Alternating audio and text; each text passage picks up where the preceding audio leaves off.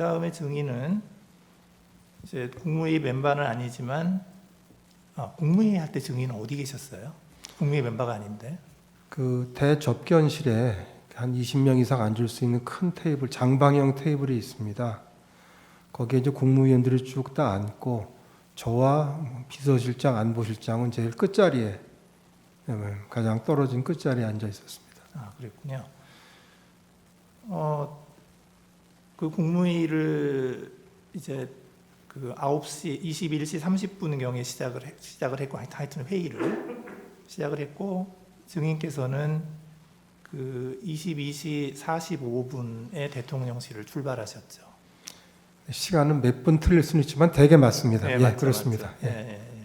그런데 이제 그 대통령실에서 출발해서 이제 국정원으로 차를 타고 가고 있는데 대통령이 전화를 했어요, 증인에게. 그죠? 증인이 맞습니다. 전화 받았잖아요. 예. 근데 그때 대통령께서 원장님 참 미국 출장은 어떻게 하시기로 했어요? 라고 물었죠. 네, 그렇습니다. 예. 그래서 증인이 이런 상황에서 미국을 어떻게 가겠습니까? 라고 대답을 했고 대답하셨죠. 그렇게. 예. 그러니까 대통령께서 그렇지요. 지금 가기는 어렵겠지요. 라고 하고 전화를 끊었죠. 예. 근데 그게 그 통화를 한 게 지금 통화 기록상으로 보면 22시 55분에서 57분이거든요. 그런데 지금 또 통화 기록을 보면 그 대통령께서 그 홍장원 1차장에게 전화를 한 게 22시 53분이에요. 그런데 그 통화 시간이 1분 24초입니다. 꽤 길게 했어요. 그리고 그 지금 홍장원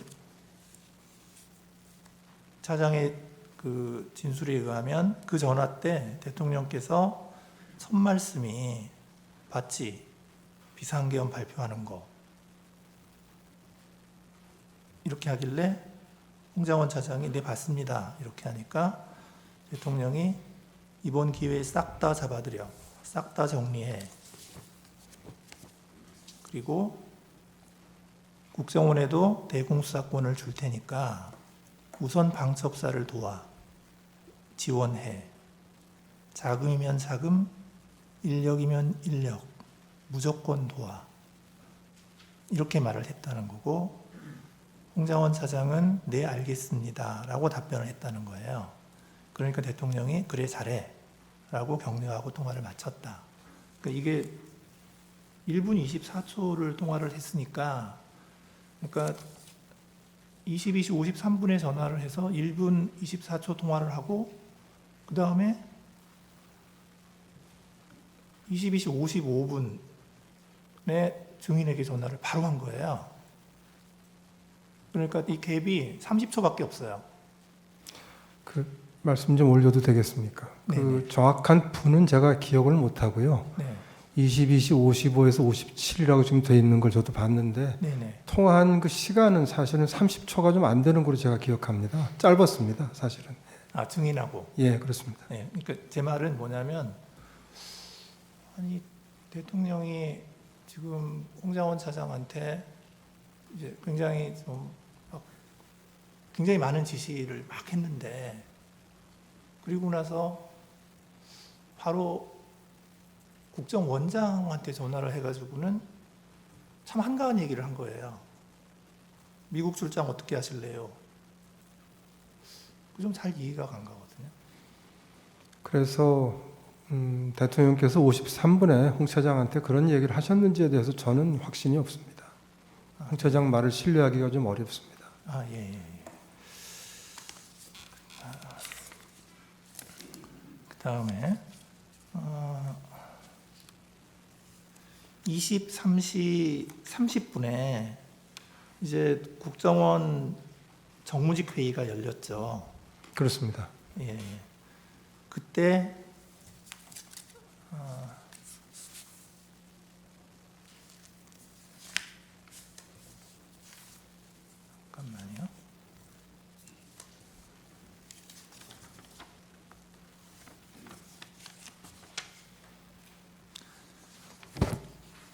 그때 홍장원 차장이 이런 얘기를 했죠. 원장님, 비상계엄에 대해 사전에 알고 계셨습니까? 라고 얘기를 했고, 제 기억은 원장님 이거 언제 하셨어요?였습니다. 이거 언제 하셨어요? 네. 예. 그러니까 증인이 뭐라고 대답했어요? 뭐 그런 걸 물어보냐고 했습니다. 그랬죠. 네. 예. 그러니까 그때 증인의 기분은 어땠습니까? 좀 엉뚱한 질문이고 사실 뭐 맞지 않는 질문이라고 생각했습니다. 네네. 그래서 이제 쭉 회의를 하고 이제 하여튼 좀 여러 가지 이제 업무에 관한 얘기를 하고 회의를 마쳤죠. 예, 회의가 끝났는데 이제 홍장원 차장이 쫓아왔죠. 뒤로 네, 따라왔죠. 몇 분 있다가 다시 왔습니다. 예. 그때 그 홍장원 차장은 이렇게 얘기를 해요. 대통령께로부터 전화를 받았습니다. 대통령께서 원장님이 미국 출장을 가셨는지 아셨나 봅니다. 이렇게 얘기를 하고 얘기를 했는데 증인은 그 당시에 뭐라고 대답을 했나요? 저는 딱 부러지게 뭐 얘기했던 기억이 없습니다. 무슨 얘기를 하는지 다 들어보려고 가만히 있었습니다. 그러니까 아무 말 없이 가만히 계셨다는 그렇습니다. 거더라고요. 네, 그리고 홍장원 차장이 다시 얘기를 합니다. 대통령께서 방첩사를 지원하라고 합니다. 라고 그런 얘기 했죠. 그렇습니다. 증인이 대답을 했나요? 무슨 얘기지 하고 생각을 했습니다. 대답은 안 하셨죠.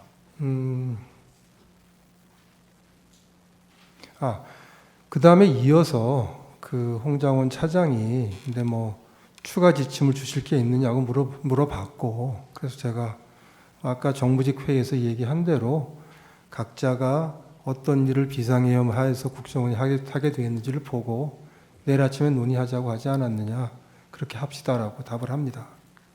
그 앞에 홍장원 차장이 한 번 더 얘기를 하죠. 방첩사가 이재명, 한동훈을 잡으러 다닙니다. 그 앞이 아니고요. 그 다음인가요? 재판관님, 이제 저한테는 처음에 와서 대통령께 전화를 받았다. 예. 제가 이제 궁금하죠. 뭐 무슨 말씀을 하셨나 했더니 이어서 방첩사를 도와주라고 했다. 저는 뭐 도와주라고 했다고 기억하는데, 그래서 말씀처럼 저는 이제 듣던 얘기고 또 비상계엄하에서 방첩사를 우리가 도와줄 게 있지 않습니까? 그랬더니 그럼 뭐 놀랄 일은 아닌데, 다만 대통령께서 1차장한테 전화하신다는 얘기를 처음 들었기 때문에 저 속으로는 굉장히 궁금한데, 제 성격이 그렇습니다. 대놓고 어떻게 하다 대통령 전화를 받았냐라고 물어보는 성격은 아닙니다. 그래서 그냥 들었고 나중에 한번 알아봐야 되겠다고 생각했고요.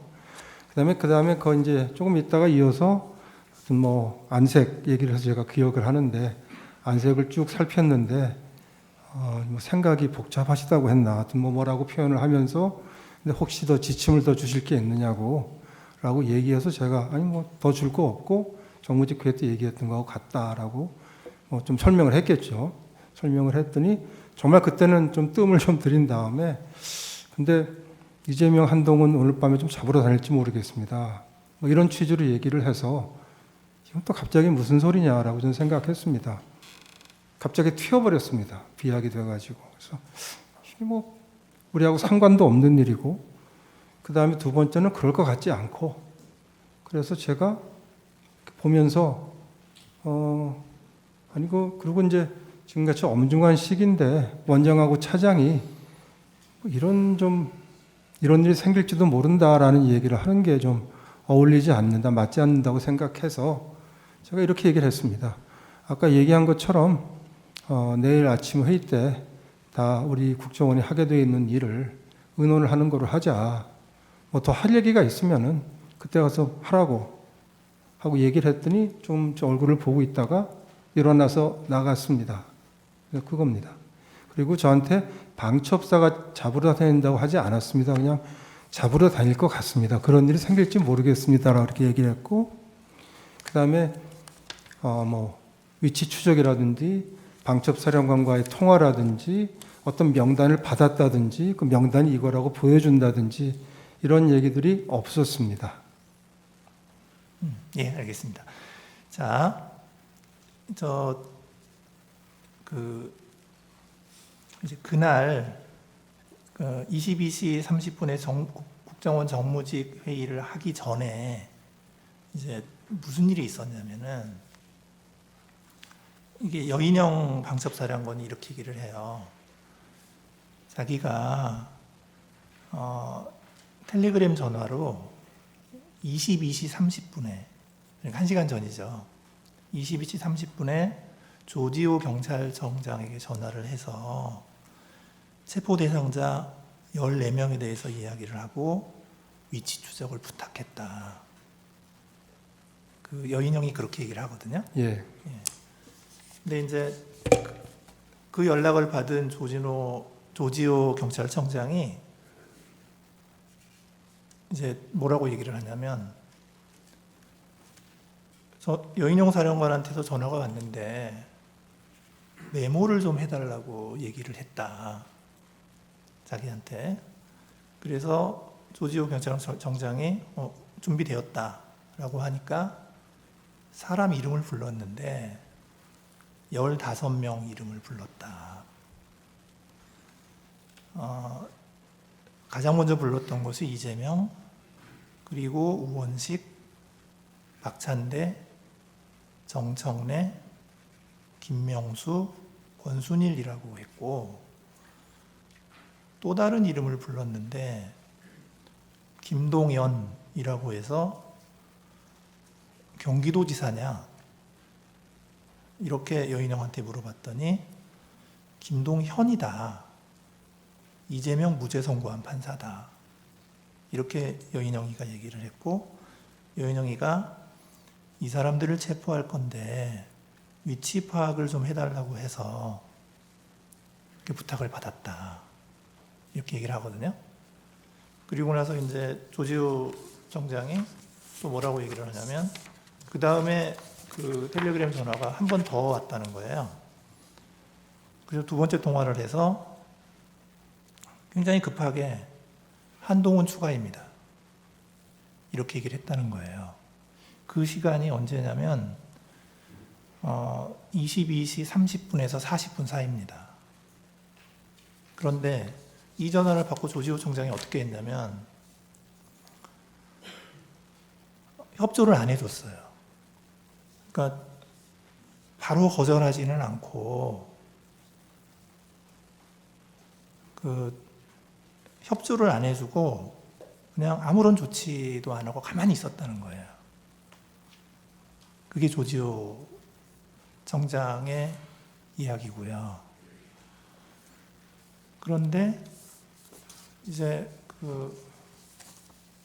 그 다음에 이제 홍장원과 여인영이 이제 통화를 한 게 30분 후인 23시 06분입니다. 그때 2분 47초간 통화 기록이 있어요.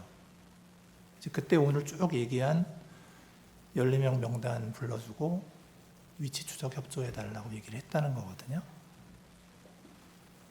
그리고 나서 23시 30분에 그 정무직 회의가 있었고 회의 끝나고 증인한테 가서 이제 그 이재명 한동훈 잡으러 다닐 것 같습니다라고 얘기했다는 거거든요.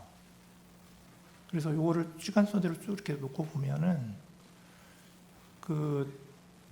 지금 이 홍장원 차장이 그렇게 한가하게 증인에게 얘기했을 것 같지가 않아서 그 증인이 들은 내용이 그냥 정말로 그냥 증인이 이렇게 듣고 나서도 이렇게 그냥 뭐 내일 얘기합시다라고 할 정도로 그 정도로밖에 얘기를 안 했나요? 그 재판관님, 제가 이 부분을 아주 정확하게 기억하고 말씀을 드립니다. 이 엄정한 법정에서 다른 말씀을 드리면 안 되기 때문에 제가 진실대로 제 기억대로 그대로 말씀드린다는 말씀을 드리고, 한 가지만 더 추가해서 말씀드리면, 말하자면 큰 비밀을 이제 얘기를 했다면 그런 비밀이 하나 생긴 거 아니겠습니까? 그렇게 큰 비밀이 생겼는데 제가 홍장원 차장을 교체하자고 대통령께 건의드린다는 것이 굉장히 어려웠을 겁니다. 근데 제가 정치적 중립을 이유로 해서 교체 건의를 드렸습니다. 그걸 보시더라도 만일에 홍장원 차장이 저한테 자세히 얘기를 하고 했다면 제가 보기에는 교체 건의하기 상당히 어려웠을 것이다. 그것만 봐도 그건 아니었을 것이다 라고 제가 이렇게 말씀을 좀 드리겠습니다. 예. 김대우라고 방첩사의 단장이 있습니다. 그래서 그날 실제로 국회로 갔던 사람이거든요. 근데 이제 이분은 또 뭐라고 얘기를 하냐면 여인영 방첩사령관이 이제 말씀하시기를 김용현 국방부 장관님으로부터 명단을 받았다면서 김대우 단장에게 수첩에 받아 적으라고 하였습니다. 그런데 그게 뭐 이재명, 한동훈, 우원식, 김어준, 박찬대, 조국 등의 이름이 기억이 나는데 14명이었습니다. 이렇게 얘기를 했는데, 그래서 이런 걸 이런 것들도 보면은 여인영 방첩사령관 입장에서는 홍장원 차장에게 그런 통화를 할 필요성은 있었던 것으로 생각이 되거든요. 근데 하여튼 증인 생각으로는 홍장원 차장이 그렇게 심각하게 얘기한 게 아니다. 그날 밤에 있었던 일은 제가 진실대로 말씀을 드렸고, 만일 홍장원 차장이 얘기한 대로 얘기를 했으면은 제가 지침을 내리고 같이 남아서 공간에 퇴청을 하는 것이 아니라 아마 사무실에 나와서 뭔가 일을 하거나 아니면 뭔가 결정을 했을 것입니다. 그래서 제가 말씀드린 그대로 저로서는 도저히 이해할 수 없고 알아듣기 어려운 방법으로만 얘기를 했고 그 이상 얘기를 하지 않았다는 말씀과, 그거를 처음 제가 이런 일이 있다는 걸 그렇게 얘기한다는 걸 알게 됐던 건 12월 6일 오전이라는 말씀, 그리고 만일에 그런 그런 비밀스러운 얘기를 제가 들었다고 할 것 같으면 그러면 그건 제가 홍장원 차장 교체를 건의하기 굉장히 힘들었을 거라는 거, 그리고 만일 그게 사실이라면 어찌 보면 국정원장이 제가 교체가 될 일일지도 모르는 것이죠. 그래서 이게 앞뒤가 맞지 않는 말씀이고, 그래서 저는 제가 기억나는 대로 쭉 말씀을 드렸다라고 하는 제 말씀 다시 한번 드리겠습니다. 예, 알겠습니다. 예, 감사합니다. 갑제 44호 중에 3 증거로 채택하고요. 정인신문과 관련해서 의견 준술 기회 드리겠습니다. 소추위원, 예, 보링 말씀하십시오.